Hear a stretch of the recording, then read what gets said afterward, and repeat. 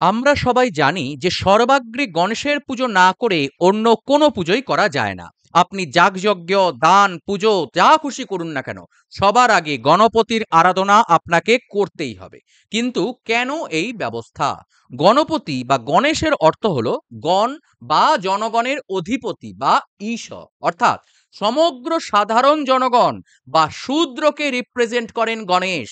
শূদ্র ব্যতীত ব্রাহ্মণ, ক্ষত্রিয়, বৈশ্য কারুরই এগিয়ে যাওয়া সম্ভব নয়।